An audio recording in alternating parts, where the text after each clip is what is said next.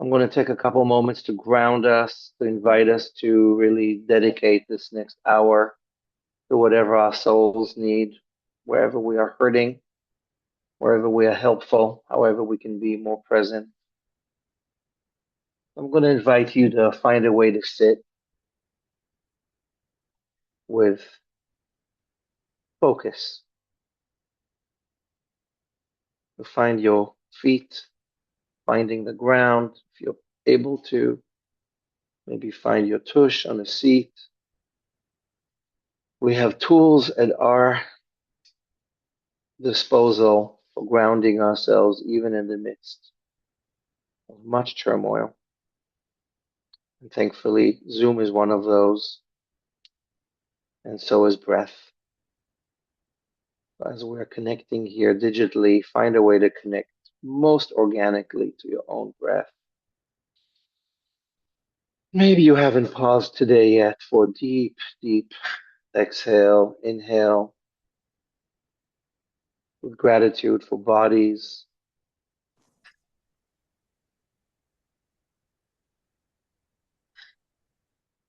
for things that help us when we feel helpless. I invite you to exhale with energy, whether you're home alone or not. Shake some of the crap out of your body. And thank you again for being here today. This was very short notice. We wanted to be together in some way and to share with you some of what's been going on here and to really open the space for questions and thoughts together. This is a very troubling moment in the world. So as we meet on this Sunday, the first days of the month of Nisan, the Hebrew month of liberation, we're on the third day of the Muslim holiday of Eid al-Fitr. We just went through the spring equinox. And if you're celebrating Nowruz, the Persian New Year, as many people in Iran hopefully are, this is a way to mark that all the world is going through spring transition.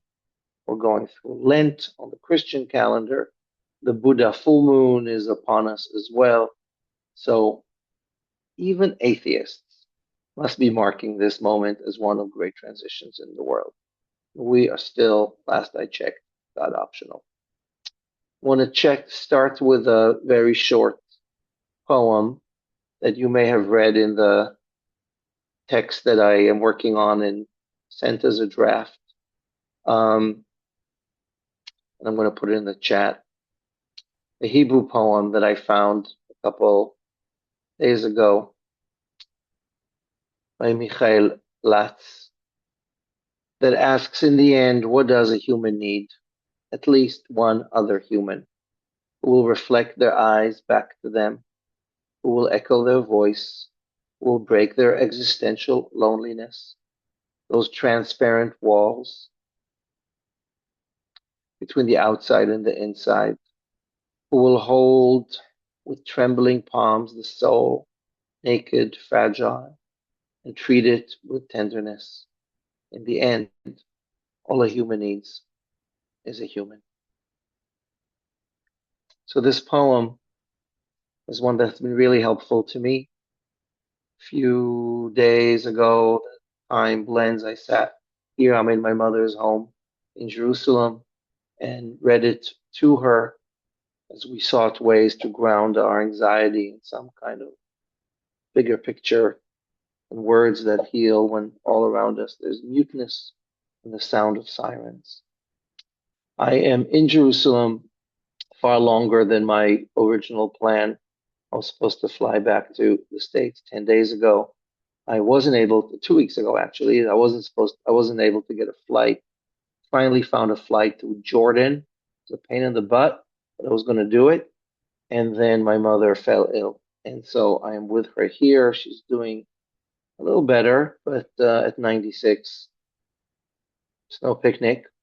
And I would say being here under daily sirens, knowing that many of her children, grandchildren, great grandchildren are in and out of shelter, in and out of uniform, dealing yet again with this war crisis has brought out some of her memories as a young girl during the Blitz in London and having lived through many, many wars as well. So, both physically and mentally, she's a little fraught.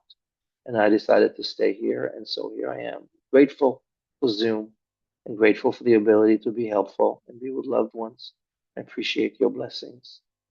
I brought this poem because I want to say first and foremost that in this moment of war, global war with the US and Israel,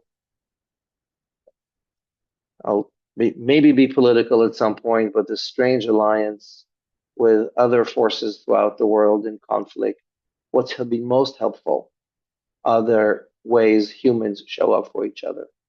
And that is here in our homes and in our shelters, in the strange ways strangers become allies, and the ways people have shown up. I want to certainly name a few of you here that I'm seeing who have been so helpful and lovely in reaching out. Liz and Karen, who emailed me the very first day saying, "How can we help?" And a few others. Really, reaching out goes a long way.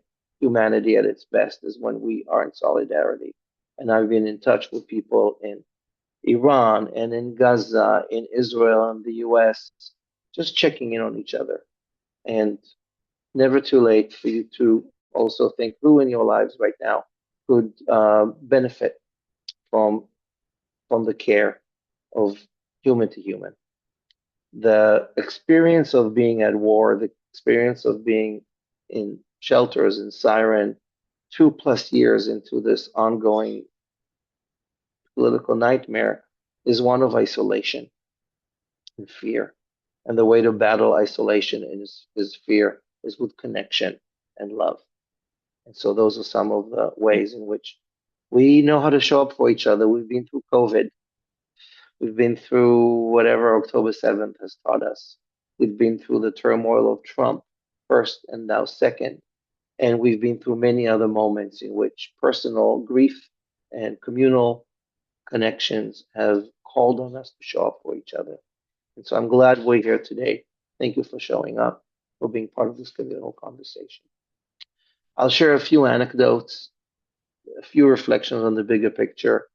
I'm going to be as coherent as I can. And I also am going to say that it's 9:40 p.m. here in Israel. It's been a day with 4 sirens here in Jerusalem. Uh, Way more in the north, way more in the south. Jerusalem is relatively okay. And so if a siren does happen anytime soon, I'm going to have to stop this conversation and walk downstairs to a safe room where there isn't good Wi-Fi. So pray selfishly that for the next hour we are siren free. Um, and I know, I'm looking at some of you, we've been through different things in our lives. I don't know what you've all been through. And while I've been in Israel in and out the last 2 years, and I have been at a moment where there's a bomb, where there's a siren, and we go find shelter, being here from the very beginning, day in, day out, nights and day under this real threat of missiles. People were killed today, people were killed yesterday, is a different ballgame. Not just because of the enormity of this war and its cynical usage, Amichai. but just the pure fear. Unless there's any technical differences, I prefer to take questions later. Is that okay? Is there an issue with sound? Okay, great. So the mere facts are two, whatever the dates was, Saturday morning, a couple of Saturdays ago, I was with friends of mine up north. I slept in the safe room just because that was their guest room. And we sort of laughingly said, I'm going to keep my pajamas on and socks. And if you guys need the safe room, please wake me gently. And there was a lot of dark humor going around. The writing was on the wall. And then, sure enough, 8 a.m., we all kind of like, oh my God, that's a siren. And I was in a home with a few teenagers, one of them very fraught, from the last 2 years. And a couple of adults, my friends, and we all knew what to do. Everybody shuffled into the safe room, and we took a deep breath and said, "Okay, shit, here we go." We then drove to the supermarket to make sure we stock up on food. And then the surreal cognitive dissonance begins, where people are in the supermarket quickly buying things, and it's up in the north, so it's Palestinians and Israelis and people of different flavors. It's Shabbat morning, and people in the supermarket you wouldn't expect to see in the supermarket.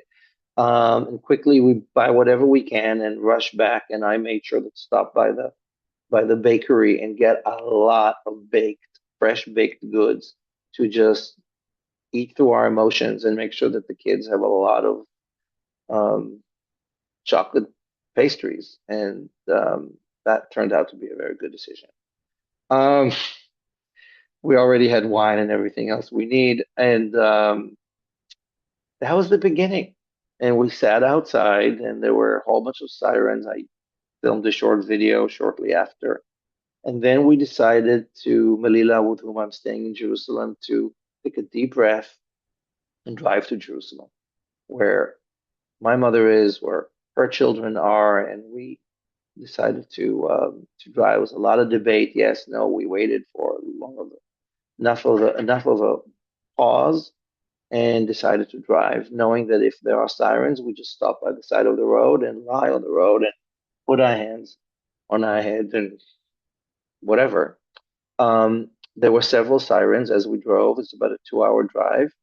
And at each of the times, this was sort of the beginning of spring. There were these beautiful yellow flowers that are my favorite spring flowers, wildflowers. And so I'm like, screw it. I'm not going to lie on the side of the road with my hands on my head. I'm going to go pick flowers. And if that's how I go, that's how I go. And so by the time we got to Jerusalem, I had like massive bouquets of flowers that lasted for 2 weeks. We thought they're going to outlast the war. They didn't. But this past Saturday, once again, we went to Tel Aviv for my teacher's 85th birthday party. We're like, the sirens, they're sirens. We got to go. And yet there were, and we stopped on the side of the road, and those yellow flowers were still blooming. So now we have, yet again, a house full of yellow flowers. If I was there, I'd show them to you. So resilience works in many ways, and flowers and nature are in full bloom right now, which is sort of ironic and helpful at the same time. Sirens are weird.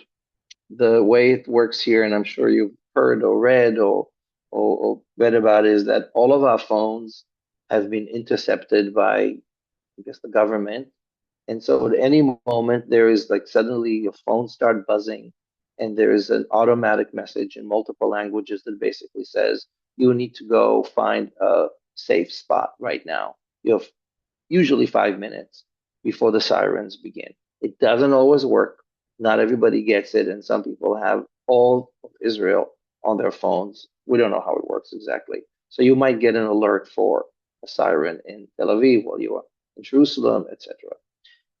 It's pretty alarming, and there's lots of jokes about it too because it's sort of automatic AI, and the English sounds terrible. But we then rush, run, walk to find shelter. About a third of Israel does not have shelters, whether apartments don't have them, whether lower economy don't have one in the building or nearby, or the Palestinian territories have none of the above. So there's a whole issue here about why are you going out to a war without making sure that all of the civilians have what they need. Add to that, people like my mother with 96 cannot go to a safe shelter, and she's in a hospital bed in her bedroom that can't fit in the shelter. So the irony of the last 10 days is that she is a wonderful caretaker. I've been sleeping in the safe room, but when there are sirens through the night, and there are, the caretaker who's thoughtful and goes into the safe room. I leave the safe room and sit in my mom's bedroom and hold her hand, and we sing songs. Life is weird. Once the routine of, okay, an alarm, stop what you're doing, go find shelter, you go find shelter, in whatever capacity there is. The sirens go on, they're alarming. My nephew's children can mimic them to a T. And they are weird. And the other day we sat at a prayer service. It was very quiet for a moment. There were under 50 people, which is the top number you can have in one place. There has to be a shelter. And it was quiet. It was Friday night. And there were these doves, these kind of turtle doves that started cooing. And we all jumped because those notes were exactly like the first notes of a siren. And we're like, oh, no, no, no, it's just the birds. But once the siren comes, it grabs you, stop what you're doing. It takes about 2 minutes. And then you count about 60 seconds. You hear the booms. Now, the booms are one of two things. They're either the interception, and yes, I know there's a lot of talking about defunding the military support for Israel, conversation worth having. But during those moments, I dare say, I'm grateful we have Iron Dome because you can hear the boom of the interception of missiles, and you're trying to figure out, is it an interception or is it an actual fall? By now we can sort of tell, but not always. Some of the booms are really loud and right above us. Some are a little far. We usually count 1 to 6, 8 booms. It's a couple of minutes, and then you're supposed to wait a couple more minutes for the all clear. Those 2 minutes, I call this the sound of sirens. After the sirens is when everyone is really quiet. We're sort of processing what are we, what? And that's when you're also trying to hear if there are sirens of ambulances or police or fire department, because if you hear those, then you know there was something going on within the parameter of being. And thankfully, there has been some, but not all, not all the time. And once that's done, you go back to making coffee or sitting on your emails or doing a yoga class or whatever it is. Uh, Getting back in the car, it's complete cognitive dissonance. And I have been lucky. I have not been hit. Loved ones have had their property injured or hurt. I know people who've been hurt lightly. We read names of people who've been killed or hurt. My sister lives in Tel Aviv, and her area has been very badly hit, so she hasn't slept 8 nights and knows a few people who were hurt. And some of my Palestinian friends from a village outside Hebron know the 4 women who were killed 3 nights ago when they were in a little caravan which was turned into a beauty salon. And there are no bomb shelters in Palestinian territories. That's a whole other issue. And all 4 of them were killed while getting made up for the Eid, for the Muslim holiday. So we sent our condolences to the family in ways we could. So I'm relatively lucky. And yet, what does that even mean? Friday night, there were several. Today is Sunday. Friday night were several missiles on Jerusalem. You've probably seen the news. One of them within like a few hundred feet of the Western Wall and the Temple Mount, which is a game changer. That's not been the case before. And so we're not really sure where this is going as far as the escalation. Today was quite bad. Places in the south and the north, and from both from Lebanon and from Iran. I can tell you more about it's like to live in split screen reality. The really dark humor is an asset. People are showing up in remarkable ways, and it's a huge gift. There are wonderful and terrible stories of public shelters where people are taking care of each other and feeding each other and helping each other. And some public shelters where people don't want others to come in, either because they've sort of kept it gated or because people are not wanted. So people are people, and there's no way to varnish that. There are many sectors in Israel who do have access to shelters, but don't use them. They're sort of like this, Hey Sarah, Sarah, which is the song my mother, before she got ill, liked to sing during the sirens. And I think I posted a video of her sitting in the very one of the first few days, really, like, he's like, really? I got to go through this again. And sang the whole Que Sera, Sera, whatever will be. Bless her spirit. But a lot of religious people are saying, look, Maktub, it's in the book. I'm destined. I'm destined. I'm not going to go into the bomb shelter. And yet, the civic authorities here are quite intent that it does make a difference, and lives have been saved when being in a safe room or in a shelter. Um, I want to say one more word about the political mood here. I think for those of you in Lab Shul, and I don't know all of you here, it's no secret that I'm on the left side of things, that I've been on the anti-Netanyahu and pro-peace, that before and since October 7th, it's all about the both and of the well-being of Israelis and Palestinians, of finding a solution that is not combat, that is not justifying the supremacist policies of this right-wing government, whether that was in Gaza, on the West Bank, or right now on Iran. And so, like many others, I don't find this war to be the most helpful strategic way moving forward. And like many of you and many people, Israel, we detest Bibi and we detest Trump, and we understand that this is a cynical use of power to maintain Netanyahu's power and to let Trump avoid the other things he should be dealing with, etc., etc. And these are two sinister partners in a war that could have been avoided and probably still can. At the same time, and we're holding multiple truths, many Israelis are holding the position that Iran was, and to an extent is, a super hateful agent with a problematic agenda, with a Shiite agenda, which is anti-Israel, anti-Jewish, anti-Zionist, with an arsenal of weapons that has created Hamas and Hezbollah and the Houthis, and has continuously promoted the antagonism to Israel, whatever government it had and whatever peace policies it did or didn't have. And so while I do not condone this war, I understand the narratives that many Israelis are holding, including my close family and friends, many of my nephews and nieces who dropped everything, who put on uniform and go be on the Lebanese border to say this is a war we're fighting for our existence. And however it started, and however nefarious the causes, and however we dislike, to say the least, Netanyahu and his coalition, this war with Iran had to be fought at some point.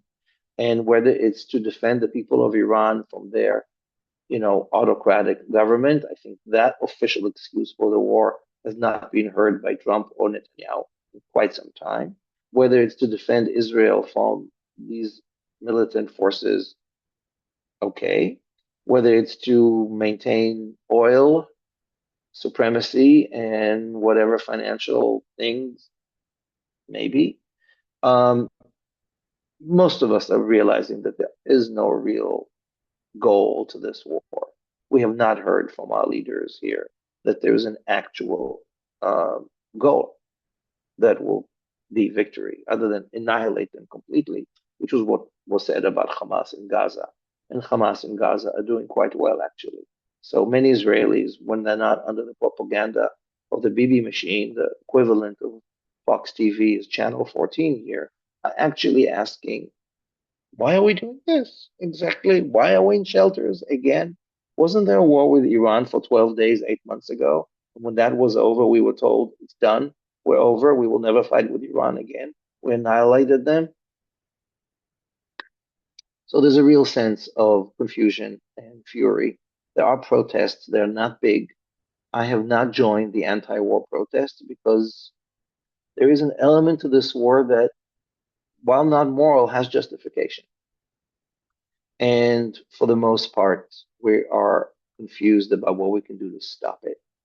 And right now, while the missiles are falling, at least for me and the people I'm working with and supporting, um, it's not about stopping the war. It's about doing what we can to support people here on the ground, minimize the hurt, to maximize solidarity, to make sure that we're ready for the day after.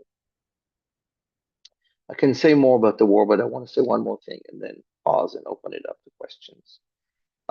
As many of you know, or maybe you don't, I've been involved with this organization, Rabbis for Human Rights, for quite some time. And in January, I assumed the role of co-chair of the board. And Rabbis for Human Rights is an organization that's been around for several decades, doing work on social justice and poverty in Israel for both Jews and Palestinians, working on legislation in the Knesset right now, very involved in trying to stop the claim, the attempt to pass a capital punishment for Palestinian terrorists that the current government is trying to pass. We're very much involved in lobbying and in anti uh, stopping this law, but also very much involved in the West Bank. And what's going on in the West Bank in the last few weeks since this war began under the fog of war is an unbelievable increase in the violence of militant settlers who are trying to eradicate the presence of Palestinians, mostly in Area C, which is the area under Israel's control, which includes vast lands that have not been populated, but have mostly Bedouin Palestinian communities in them. The violence is happening daily and happening nightly. It has increased enormously in the last 2 years, and especially in the last 3 weeks. And so, along with many other people from Rabbis for Human Rights standing together, Combatants for Peace, and other organizations, there are daily rounds of protective presence. Israelis and foreigners who go spend time with the Palestinian communities to bear witness, to try and be a wall between these militant settlers and to document what's going on. And so there's another war going on in addition to the war with Iran, and it's quite serious. And I didn't follow the news in the last couple of hours, but at any given moment there are attacks on really helpless Palestinians, and if they try and lift up a stone or say something, they get shot as self-defense. The military and the government are complicit, quite frankly, in making this situation escalate. I'll be spending tomorrow in the northern Jordan Valley as another protective presence solidarity tour. And now the Ramadan is over. It is a relief, but it's also a fear that the pressure will be higher. So all that is going on. Well, Passover is around the corner, Easter is around the corner, and the sense of religious holidays is devastating because people don't know how they're going to celebrate the holiday in many ways. Ramadan was already a sad shadow of its former self, with Al-Aqsa, the Temple Mount, closed off for most of it because of the war. And now tourists and pilgrims are not going to come to celebrate Easter and the Holy Sepulchre. And Jews and Passover, many of you who are planning to come, can't. And it just throws this whole place into a bigger sense of loss, quite frankly. That's where human resilience comes in. I know I'm coming back to it, and I'm going to close with a poem with which I began. Somewhere, I will sort of end with this anecdote. I think I wrote it in this piece that I'm in the middle of writing. I found this great quote, this book I didn't know by Virginia Woolf, who in the 1940, while being blitzed by Germany, wrote this piece called whatever it's called, something about wanting peace during an air raid. Here's a quote from it. The Germans were over, I'm putting it in the chat, sorry. The Germans were over this house last night and the night before that. Here they are again. It is a queer experience, lying in the dark and listening to the zoom of a hornet, which may at any moment sting you to death. It is a sound that interrupts cool and consecutive thinking about peace. Yet it is a sound far more than prayers and anthems that should compel one to think about peace. Unless we can think peace into existence, not this one body in this one bed, but millions of bodies yet to be born, will be in the same darkness and hear the same death rattle overhead. And so, with respect and gratitude to Virginia Woolf, who died tragically 2 years later, it's kind of empowering to read about being compelled to think about peace, because unless we think peace into existence, it'll happen again. And so thankfully, there are many of us who are thinking just that and not let this moment dictate the present and the future, but simply be the contraction from which we will expand. I want to end, my friends, with one more thought. First of all, gratitude to the Lab Shul team. I think Sarah and a couple of others are on. I can see everyone who just pulled this together for us to be together today. And I appreciate the presence and the solidarity and the communal support. And for all those of you for showing up and for sharing good questions. And hopefully we can do more together. Passover is coming up, and Lab Shul is doing a bunch of Passover things. One of them is that next Sunday, I think I'm going to be leading an online Zoom session about how do we bring this reality into Seder.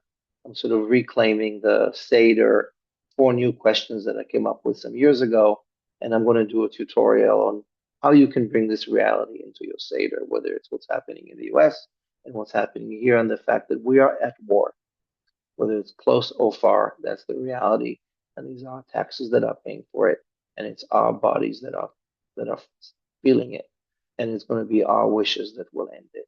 And so, how do we bring that into Passover Seder beyond the usual? So please join me next week and check out the other Passover options that Shul is creating. And if need be, I'll be honored and happy to get back on another Zoom or another conversation, because we don't know how long this is going to happen. Right now, I have a flight back to New York on April 6th, but we'll see what happens. I want to end with a peace prayer together, friends. The ones we say every night, the ones we've said together at Lab Shul and other places online and in person many times. Ashkivenu Havaya Eloheinu L'Shalom. Help us, source of peace, lie down tonight in peace. Hamidenu L'Chaim Tovim L'Shalom. Let us rise tomorrow morning, alive and present and in peace. Ufos Aleinu Sukat Shlomecha. May there be a roof of peace extended over our head, over everybody's head, with for peace. Oseh Shalom B'Mumav. May the creator of peace, may the source of peace, may the essence of peace. Yaseh Shalom Aleinu Ve'al Kol Yisrael Ve'al Kol Yoshvei Tebel. Extend the hope, the dignity, the truth of peace over our head, over everybody's head, over this place, over every place, everywhere on this planet. Amen.